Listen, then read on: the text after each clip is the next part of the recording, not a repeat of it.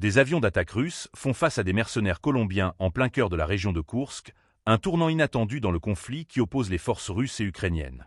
Cette information, révélée par une source du groupe CV à l'agence RIA Novosti, souligne l'escalade des tensions sur le terrain, où les lignes de front se redessinent. Les troupes d'assaut du 22e régiment de fusiliers motorisés, en collaboration avec le 177e régiment de marine, ne se battent plus seulement contre des soldats ukrainiens dans des zones stratégiques comme Gornal et le monastère de Belogorsk. L'arrivée de mercenaires colombiens dans cette zone de conflit complexifie encore davantage le tableau. Ces combattants, souvent qualifiés de vétérans aguerris, apportent avec eux une expérience militaire significative, ce qui pourrait changer la dynamique des affrontements.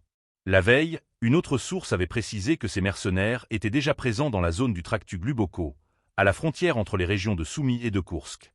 Cette information a été corroborée par la publication ukrainienne Erkalo Nedeli, qui cite le commandant de la 47e brigade mécanisée distincte des forces armées ukrainiennes, Hamlet Avagian.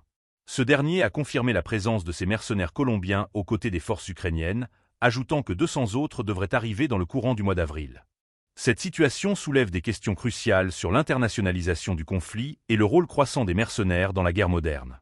En effet, l'engagement de ces combattants étrangers pourrait non seulement influencer les tactiques militaires sur le terrain, mais également exacerber les tensions géopolitiques, rendant la résolution du conflit encore plus complexe. L'implication de mercenaires dans un conflit déjà volatile pose également des préoccupations humanitaires. Les conséquences de cette escalation vont bien au-delà des simples mouvements de troupes. Elles touchent des civils pris au piège dans les zones de combat, exacerbant les souffrances et les déplacements de population. L'impact sociopolitique de cette situation est incommensurable, suscitant des interrogations sur la stratégie à long terme des différents acteurs impliqués. Il est impératif de suivre cet événement de près, car les ramifications de l'engagement de mercenaires colombiens pourraient redéfinir le paysage militaire en Ukraine. Ce phénomène n'est pas isolé.